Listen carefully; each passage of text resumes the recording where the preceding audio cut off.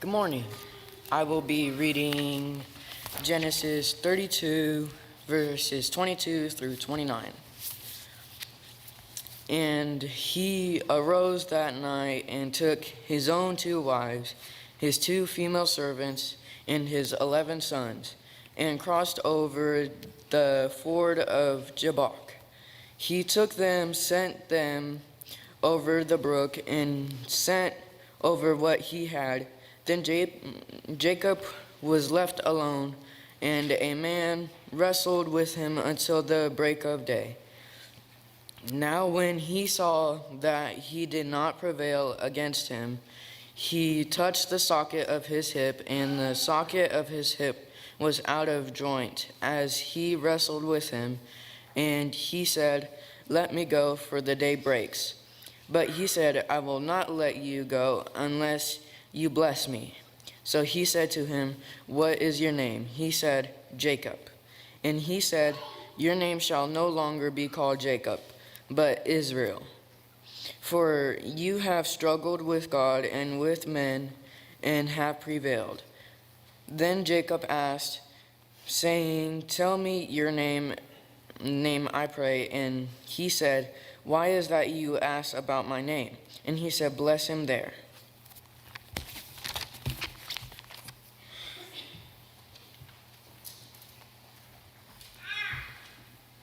And so Jacob named the place Peniel, for he said, "I have seen God's face, yet my life has been preserved." Now the sun rose up upon him just as he crossed over Peniel, and he was limping on his thigh. Therefore to this day the sons of Israel do not eat the sinew of the hip, which is in the socket of the thigh, because he touched the socket of Jacob's thigh in the sinew of the hip. Several weeks back, we began this discussion about the patriarchs with the call of Abraham, and we used the phrase on the go and on the grow. And we saw similar things about Isaac, although Isaac seems to experience some more dramatic highs and lows. So too with Jacob. Last Sunday, we looked at the fact that Jacob bears a name that is not very complimentary. Do you remember what Jacob's name means? The supplanter. The one who takes what does not belong to him by any mechanism or means necessary. And we compared that to somebody cutting in front of you in line at the grocery store, or taking the kudos that belong to you and not feeling the least bit guilty about it. Jacob took his brother's birthright, and then by deceit, he took his father's blessing of the firstborn. And what a blessing the firstborn was to receive. Double what any other son in the family would receive. The right to rule the family after the patriarch's death, and then as well to become the family priest. Jacob stole those, if you will, from his brother Esau, and in the process, he became the bane of Esau. And Esau promised, "Once Dad dies, I am going to kill him." Rebekah, his mother, heard that, and she went to Isaac and she said, "We need to get him out of Dodge." And he fled from his brother. How many years more does Isaac live before he actually dies? He's blind, he's feeble, he thinks that he is about to die, but he is only 137, and he is going to live until he is 180 years old. And so he actually has 43 more years to live. Just to kind of give you a little bit of a sense of the patriarchs and their time period, just because of how long some of them do live. Even though the flood is 300 years prior to Abraham receiving the call of God, when Noah dies, Abraham is 58 years old. Now, we're not told that Abraham ever met Noah, but we know that he was back in that area, maybe where Noah resided, and so it's possible that Abraham knew Noah. The amazing thing about it is how they have already gone into idolatry. Noah lives for 350 years after the flood. He is 600 years old whenever the flood occurs. And so you do a little bit of math and you find out that not only did Abraham have the chance to know Noah, because Abraham was 58 years old, Isaac is 108 years old when Noah's son Shem dies. And Jacob himself is 48 years old whenever Noah's son Shem dies. Now, for them to have known Shem might be a little bit of a stretch. We're not exactly sure where Shem took up his residence, but perhaps because we imagine them being back there in Ur of the Chaldees, what is currently or present day Iraq, that they wouldn't have the opportunity to know those others ahead of them. But certainly they would have had the stories and they would have had the testimonies of those generations prior to enlighten them and to encourage them. The sobering part is how quickly man can leave God. 300 years after the flood, and Abraham is having to be called out of idolatry and to serve the one true living God. We are now dealing with the grandson of Abraham, so from Abraham to Isaac to Jacob, and God makes that same great promise that he did to Abraham in Genesis chapter 12. Last Sunday we saw him make that promise to Jacob. At Bethel he says, I will go with you. And we see the expansion of God's power within the mind's eye of the patriarchs, which was a little bit difficult for them to grasp sometimes. And now, within our reading for this past week, we find Jacob 20 years away from the influence of his father. Sometime within those 20 years, we believe Rebekah dies. Once she sends him away, he never sees her again, even though he is her favorite son. But 20 years away from the land of Canaan, away from the land of promise, and Jacob has done very well. And he attributes that to God whenever he argues with his father-in-law, Laban. 20 years away. 7 years he had to work for Rachel and he got Leah. And then he got Rachel and he worked another 7 years. And so for 14 years for his wives. And then for 6 years he worked for Laban to receive what you might call his inheritance or his wages or his flocks. And so he is 20 years within the service of a man that is a whole lot like himself. And we discussed this as we concluded our lesson last week, that Jacob is more like his uncle than he is his daddy, Isaac, because of Laban. He says to him, 10 times you've changed my wages. And if it hadn't have been for God, then I wouldn't have gotten out of here with what belongs to me. In our reading this week, we saw that God actually directly intervenes, doesn't he?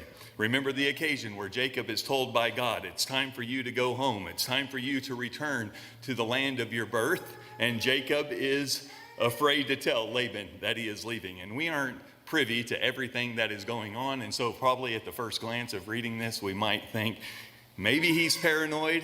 Maybe there really isn't anything to fear, but yet he hears the rumblings of the sons of Laban saying, Jacob's taking everything that our father owns. And so he secretly leaves.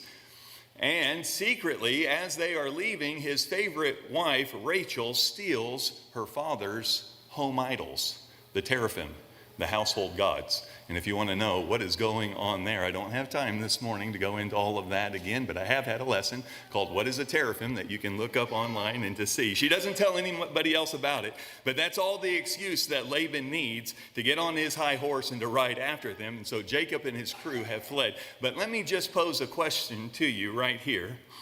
How much of a difference is there between the youngest of Jacob's that Rachel has now finally bore to him, Joseph, and the oldest in which Leah has bore to Jacob? Okay, ponder that for just a minute. How much of a span of a difference is there in the ages of these individuals? Because, we start looking at a big family and we want to know, well, how much of an age difference is there between the oldest and the youngest? Start doing the math, okay, if you will, on your own. I'll give you a hint.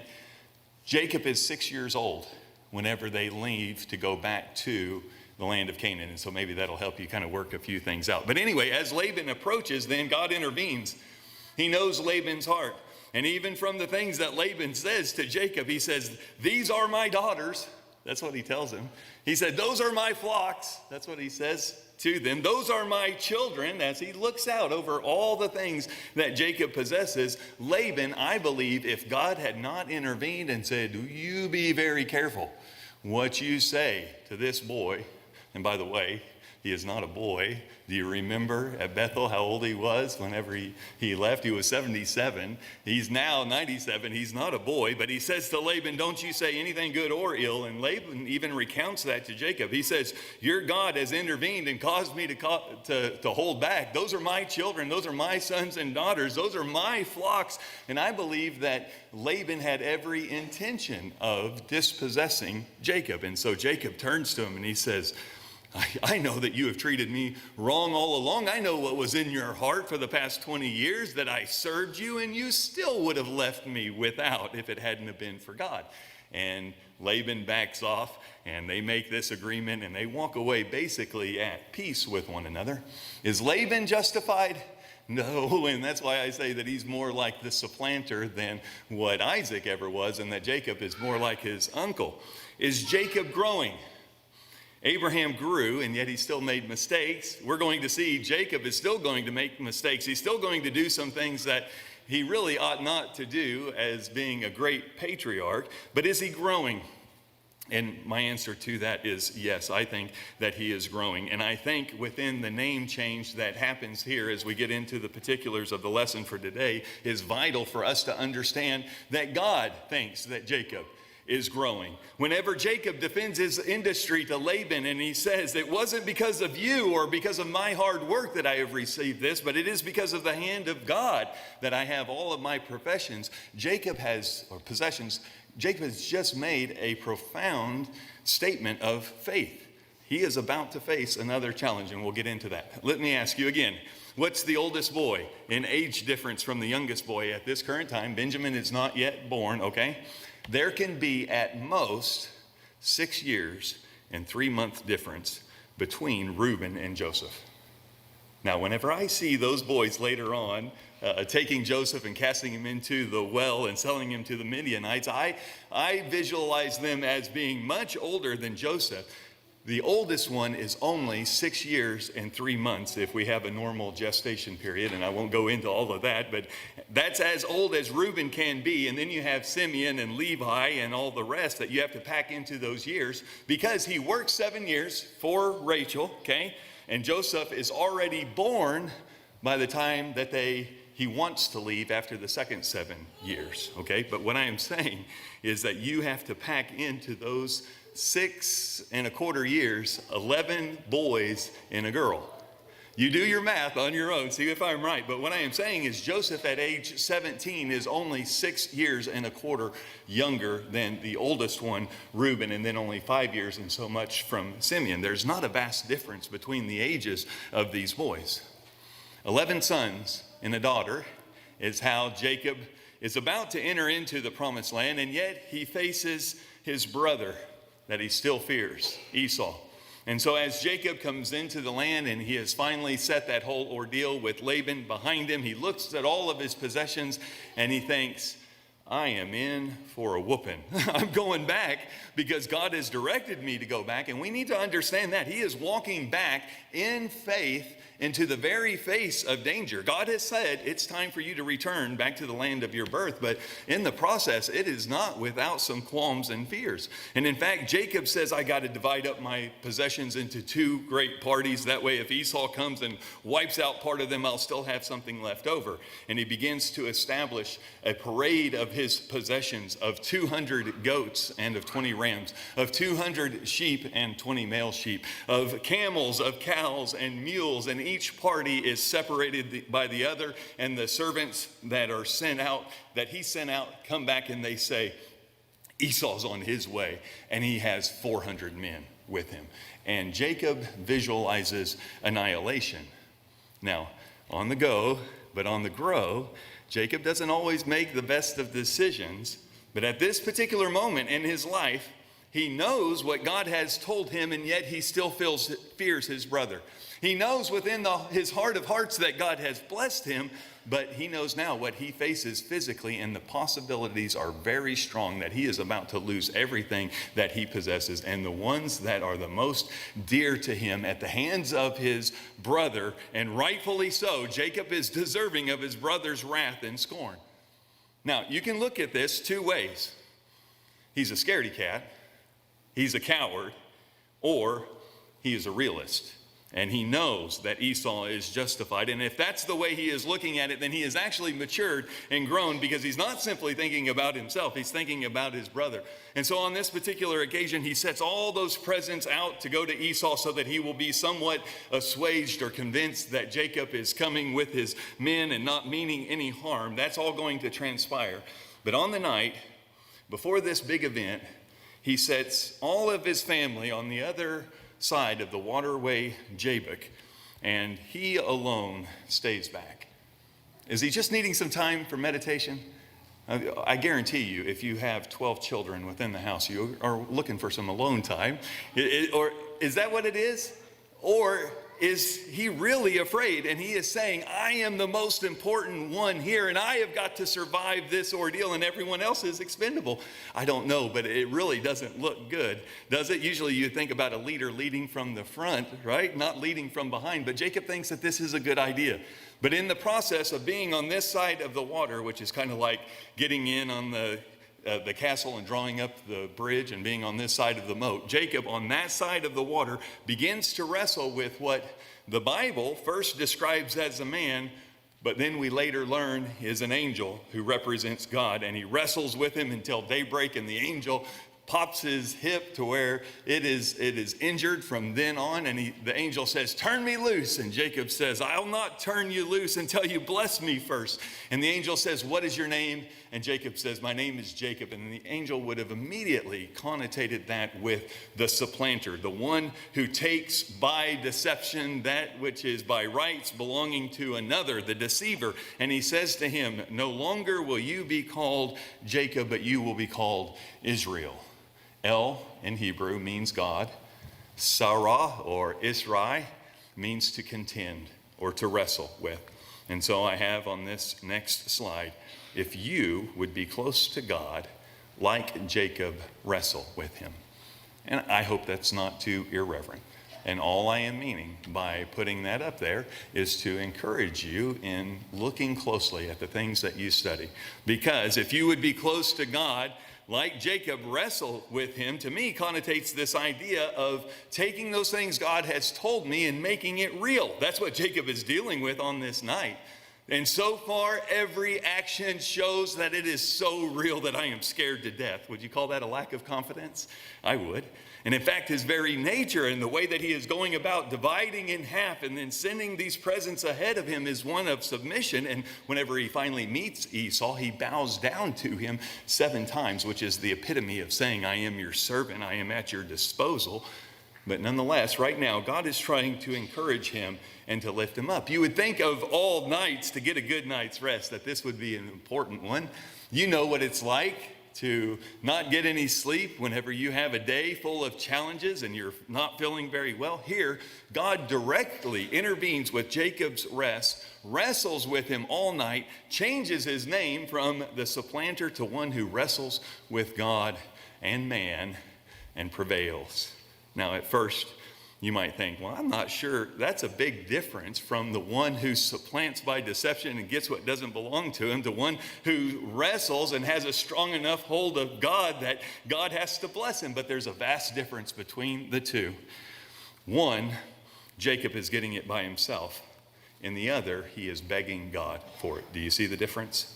Jacob knows he no longer has the mental acuity or the capability to outwit another, and he doesn't desire to do that. In the past 20 years, he has been with Laban, and Jacob has stepped back, and he has realized, and he has been humble enough to see that it is really God that has been working all things together for good. And so as he wrestles this angel and he insists on him to bless him, Jacob demonstrates that he has learned the fact that every good and perfect gift cometh down from the Father of lights, in whom there is no shadow nor variation due to change. James chapter 1 and verse 17.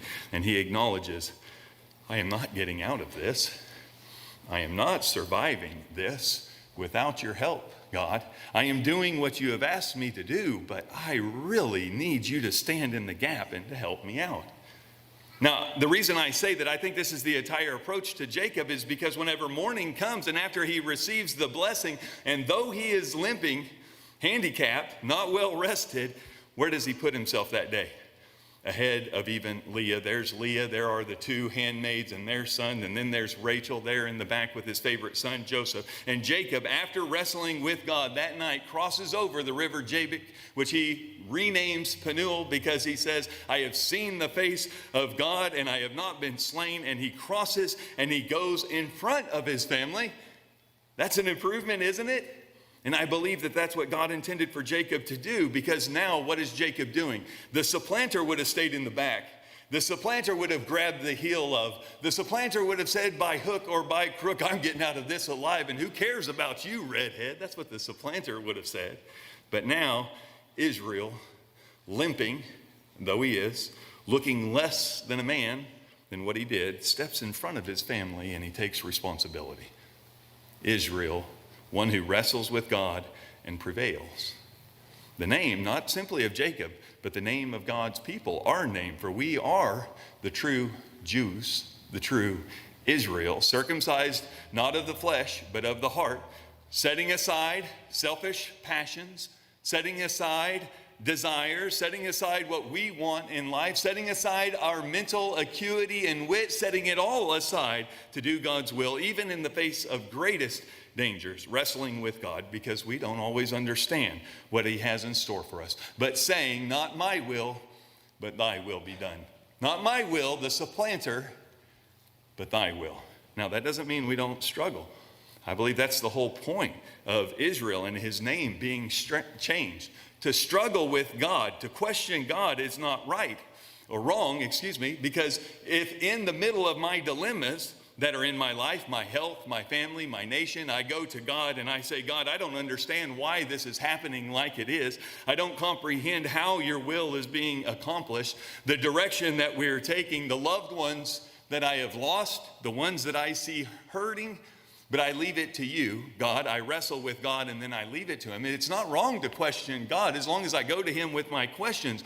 Bless me or I will not turn you loose. What a relationship Jacob had with his heavenly Father. And Jacob, God says of him, you're not perfect. He doesn't say that directly, but he does say by changing his name, Jacob, you have arrived.